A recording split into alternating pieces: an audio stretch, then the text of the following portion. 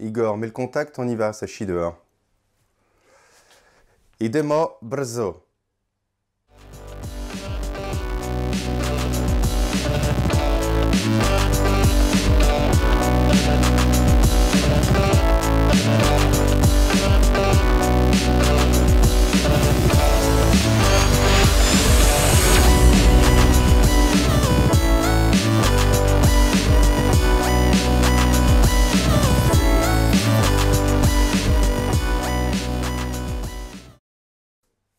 Salut les astros, c'est Ludo. Bon bah alors je voulais vous apprendre à faire des photos de paysages lunaires, mais bon, au vu des événements, on va faire ça d'ici.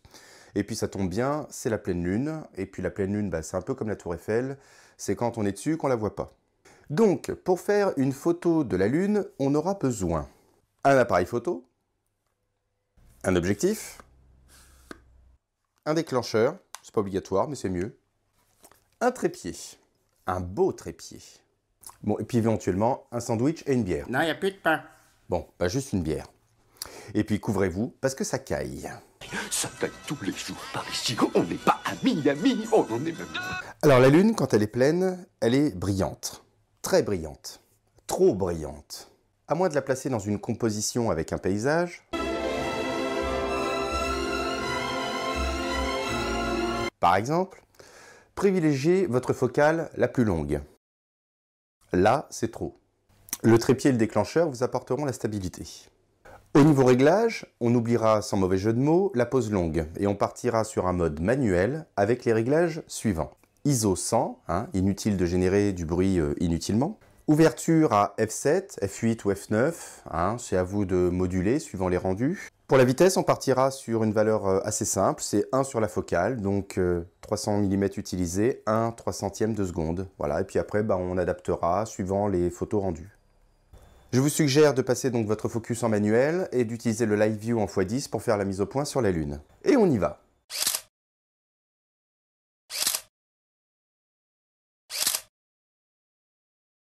L'objectif utilisé est un 70-300.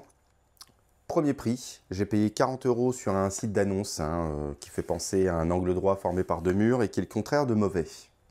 Une fois repu dans ce froid glacial... Il fait au moins 8000. Peut-être pas quand même. Donc une fois la session terminée, je me suis décidé à utiliser un autre instrument.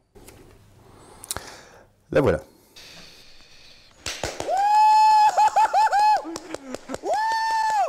C'est mortel! Ouais, c'est mortel! Pourquoi vous applaudissez? Attendez, sire, c'est vachement bien fait. Moi, je suis incapable de faire ça. Bah, c'est pas moi qui ai fait ça. Ah mince, c'est qui? Mais qu'est-ce qu'on s'en fout? Bah, celui qui a fait ça, c'est pas la moitié d'un trou de balle. Son petit gabarit et ses roulettes pour faire la mise au point la classe dans la catégorie des lunettes à... Ah, roulette! Oula! J'ai un peu trop gueulé, ça, non? Les lunettes de guidage. Bon, passons à la pratique. Je ne vais pas trop m'attarder sur la lunette car elle fera l'objet d'une prochaine vidéo.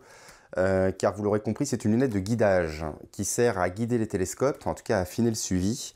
Donc on verra ça beaucoup plus tard. J'ai donc installé le plateau du trépied et je l'installe sur mon trépied. Voilà. La voilà sur son trépied, donc c'est une lunette 80-400, 80 de diamètre et 400 de focale, ce qui lui fait un rapport fixe de f5. Je ne pourrai jouer que sur la vitesse pour prendre plus ou moins de lumière. Pour brancher mon réflexe dessus, je vais utiliser une bague T2. Donc c'est une bague très souvent utilisée en astronomie, car elle permet d'épouser le diamètre d'un oculaire et donc de pouvoir la mettre au cul d'un télescope ou d'une lunette, en l'occurrence. Voilà, ça se met comme ça, comme un oculaire, et on fixe. Voilà. Une fois installé, j'utilise donc les molettes pour faire la mise au point en mettant du Live View sur la Lune, et j'utilise le déclencheur à distance.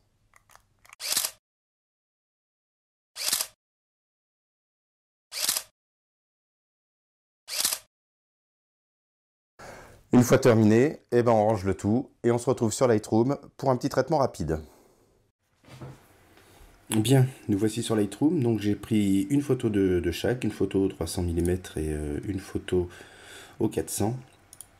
Alors c'est un traitement très basique. On va déjà faire la correction de l'objectif pour ce qui est de la photo qui a été prise avec le 300 mm. Donc supprimer les aberrations chromatiques. On va recadrer la photo. On va essayer de zoomer un petit peu plus. On met la lune sur une ligne des tiers.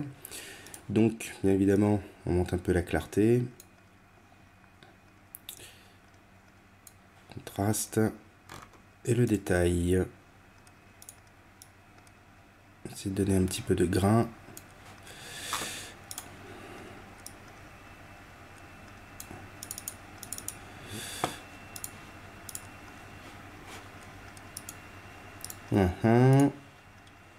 Hop, là c'est mieux. Et puis on va lui donner une petite teinte. Voilà, bon, c'est assez rapide. Hein. Alors après c'est vraiment au choix de chacun. Alors un petit peu trop peut-être ici. Voilà. Non, on n'y arrivera pas. Hop, donc c'est pas mal. La deuxième, on va faire pareil. Donc il y a des petites aberrations chromatiques ici. En violet, je ne sais pas si vous le voyez sur l'écran. Ici il y a un petit liseré violet qu'on va essayer de corriger. Voilà. Donc on va monter le détail, on va monter la clarté. Là par contre on va essayer de baisser un petit peu la lumière. On va mettre -13. Voilà, on va la recadrer. Toujours sur une petite ligne des tiers.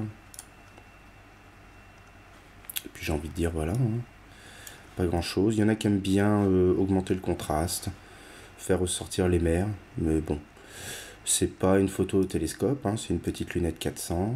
Et puis la première au 300.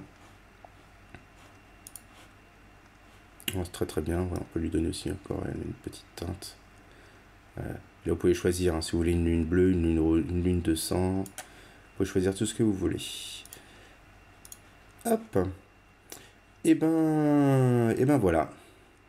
Le traitement est fini.